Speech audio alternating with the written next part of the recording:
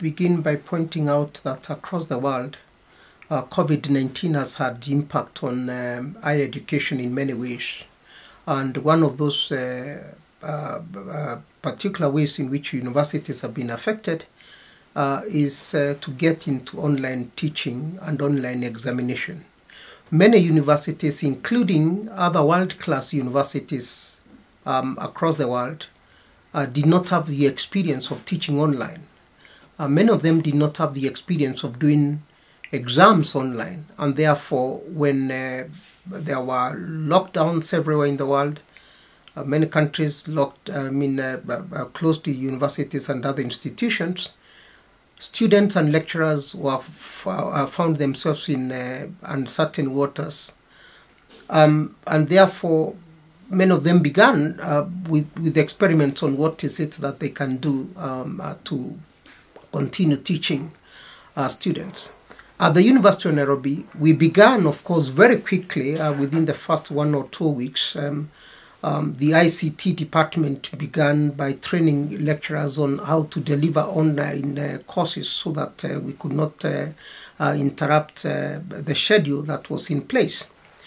I must admit that at IDS we moved very quickly, perhaps because ours is a graduate class, and also because we rely a lot on teamwork, and everybody was providing support to everybody, if I can say that. But of concern was the fact that we consulted a lot also with the students, and the students said they did not want to be delayed any longer. And if there was a way of proceeding with online courses, they would have. They said they would appreciate that approach. Is that many students say that this is the way to go, and they are keen to proceed with online teaching. They are keen to proceed on with the online examination, and therefore I suspect that as we move into the future, the university will consider online teaching and online examination as the way to go. So I would like to attribute our success in launching the online teaching and also the examination process to several factors.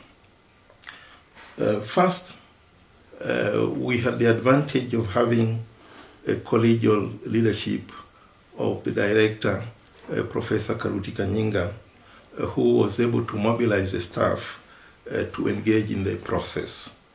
Secondly, the university mobilized the ICT department, who took us through all these steps to ensure that we were comfortable with the online teaching and also the examinations process.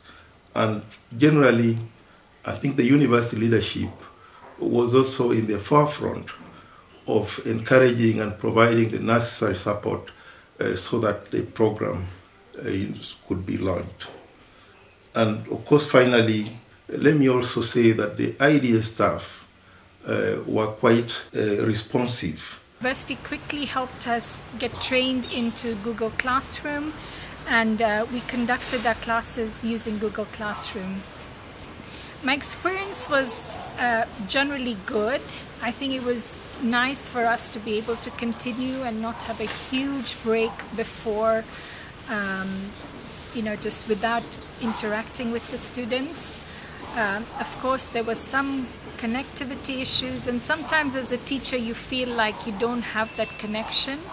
The good thing is I always bring lots of external speakers to my class, and this time I was even able to bring professors from the UK to do these external talks. The experience has been quite positive.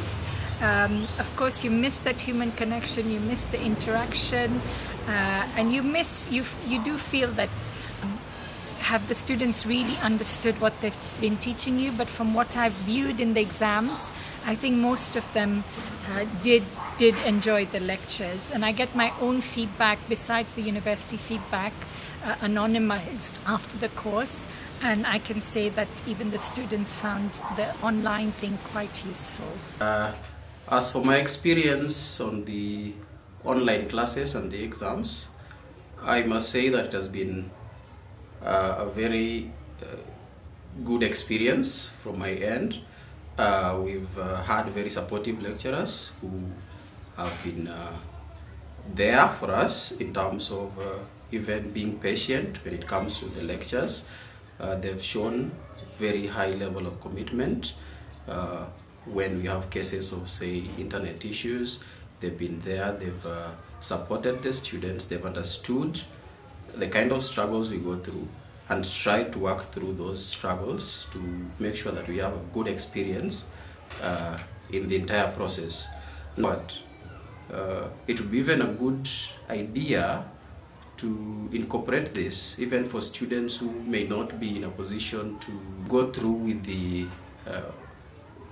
compulsory daily full-time course. Because of the flexibility issues around online courses, it was very easy to schedule a class late in the night or late in the evening or early in the morning, depending on the availability of the students. So the flexibility issue was good, and also we had cases where we had more than 5 lecturers in an entire lesson, which was unheard of during the one-on-one lectures. We would have different lecturers, different experiences. We would engage. The level of participation went up. Online learning experience has been awesome, and also it has had its own pitfalls. It is good because it's at your comfort zone, but also there's challenges with power, connectivity. Sometimes it's not there. You may not have lights the whole day, you don't have any internet connection, and then it has been having its own ups and downs, but just good because of the convenience of your home, and at least if you missed a lecture, you could get the recording from the teacher or the instructor. Yeah, when it comes to the exams, they are doable, but it was overall a good experience, and I know my colleagues encountered internet connectivity challenges because of the weather sometimes. People had blackouts, but it was all good, and we hope that in future we can work to make it better. Yeah.